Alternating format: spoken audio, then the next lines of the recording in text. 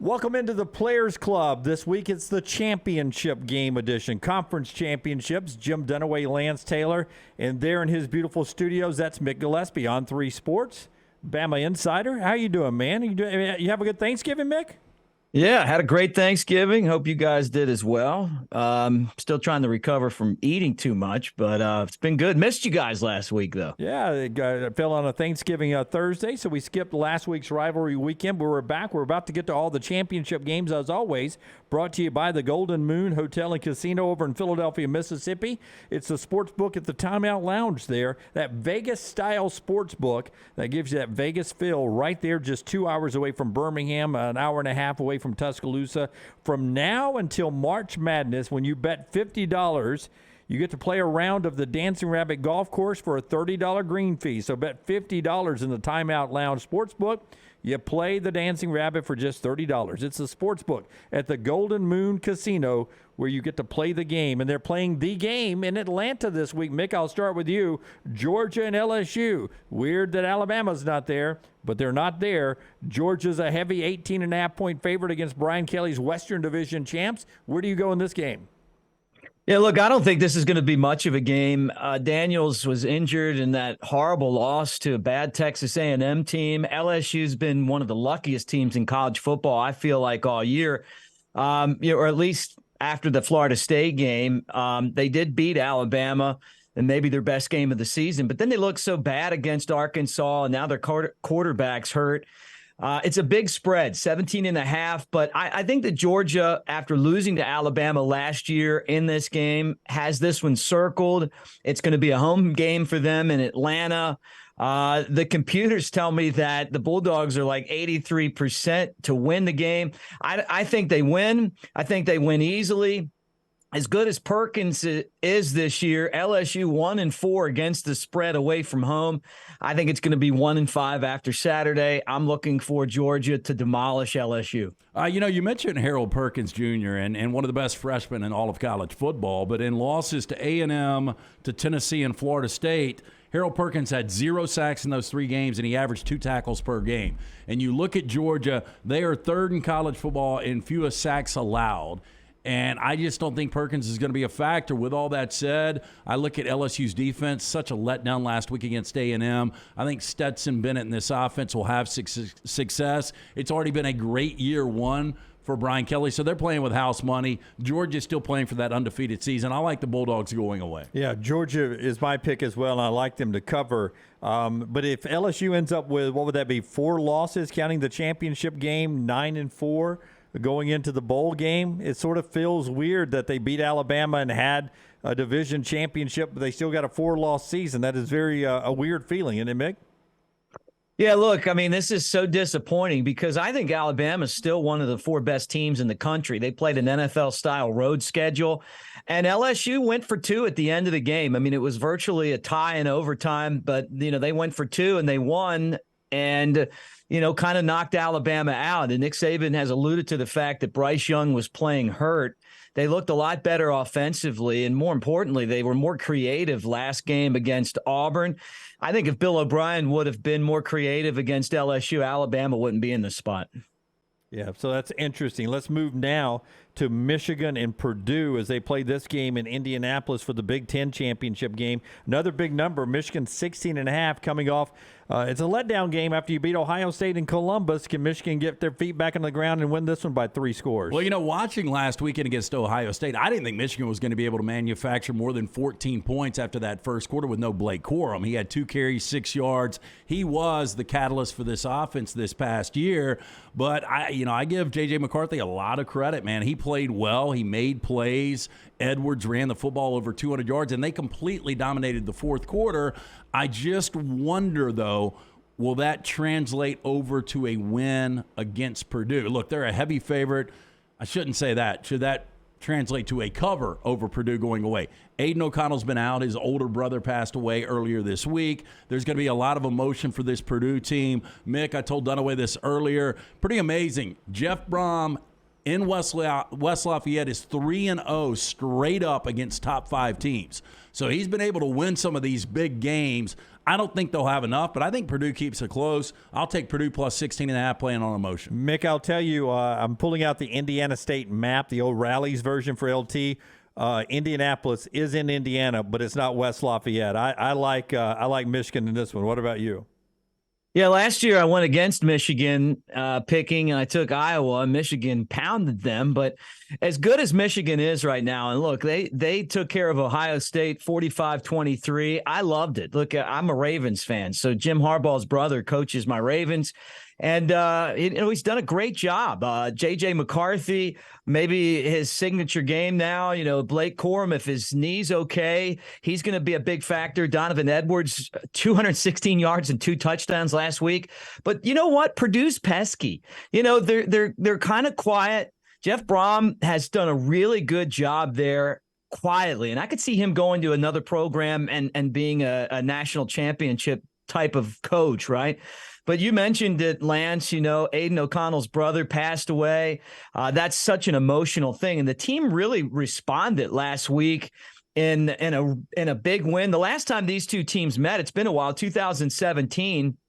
And it was 28-17, Michigan, right? So we think Michigan's going to win, and I think Michigan's probably going to win. Although I wouldn't be surprised if Purdue didn't jump up there and make something happen. I mean, this is like a look-ahead game. Michigan's already probably counting themselves into the college football playoff, win or lose, right?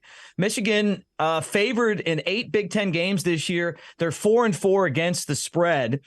And the teams that have given them a little bit of trouble, Maryland and Indiana, they're teams that throw the football a lot, right? That have over 400 attempts. And Purdue actually has almost thrown it 500 times. So I think that Purdue's going to be able to do some things. I also like the fact that they're 3-1 straight up this year, 3-1 against the spread as an underdog.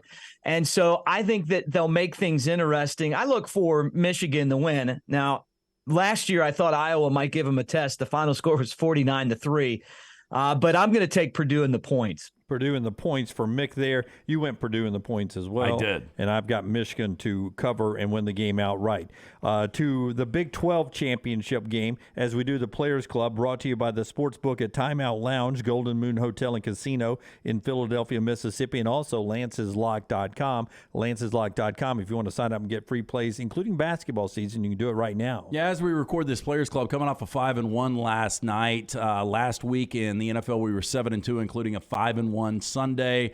We have won, or we have not lost 21 of the last 22 weeks. We're going to win for you. It's $90 for everything. We've got a big bowl package that's going to be guaranteed that we're going to roll out. Jump on board. College basketball, the NBA, bowls, the NFL, of course. It's all at Lance'sLock.com where you get a free play every day. Mick, TCU in, even if they lose, or what? No. Okay. No, I don't think so. I mean, this team is teetered on losing all year, and I give them credit because they found a way. But no, I don't think that they're in if they lose. I could be wrong, but Ohio State and Alabama kind of just sitting there salivating at the fact that they could lose a football game.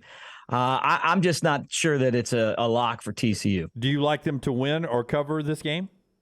Yeah, look, no, I think Kansas State's going to win this football game. I think that the pressure that TCU is dealing with right now is finally going to catch up with them. Kansas State last played in the Big 12 championship game in 2003. And you remember that game, Lance? I'm sure you do. It was when they upset number 1 Oklahoma, and they absolutely beat their ass. It was 35-7, right? Darren Sproles went off in that game. I know. And then he ended up having that great career in the NFL. They lost in the Fiesta Bowl that year to Ohio State, but it was like 35-28. TCU, though, this is an up-and-coming program, right? They just joined the Big 12 in 2012, and, they don't have a whole lot of championship history, but they've been right on the cusp of getting into the college football playoff. 2014, they had a great year. I remember my buddy Ben Ingram was calling the Peach Bowl game in Atlanta.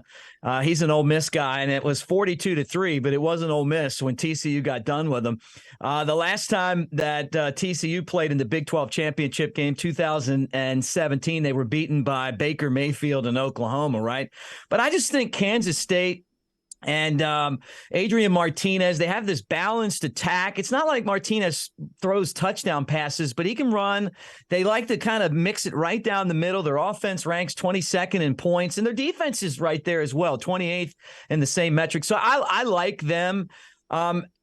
Hacksaw's been doing really great, right?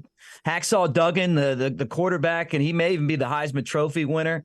But I just think that TCU is just not going to be able to get Miller going like they did in that game they won week 8 when they had when he had like 100. Kendry Miller had 150 yards that game, 2 touchdowns. I think they're going to key on him, and I just got this feeling that Kansas State is going to cause chaos with a win.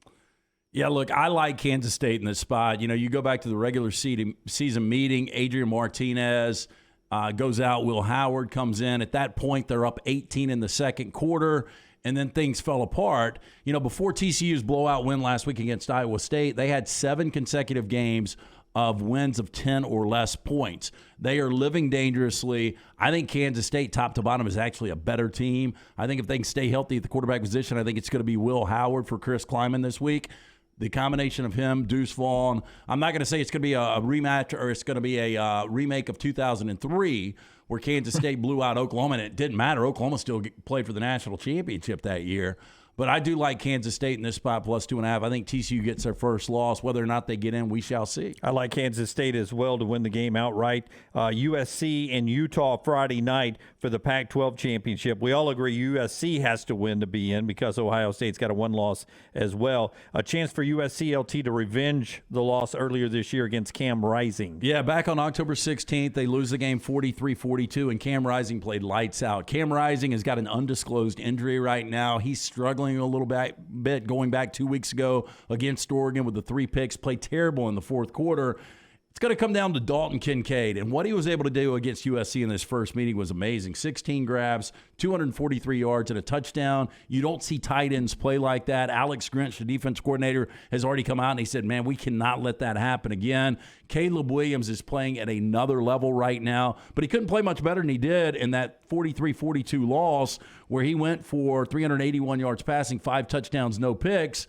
USC didn't turn the football over in the first meeting, but they had 12 penalties. They got to cut back on the penalties, turn Utah over, and I think USC will be fine. With all that said, I'm going to take Utah plus 2.5 because I think USC, much like TCU, living on borrowed time. All right, Utah for him. What about you, Mick?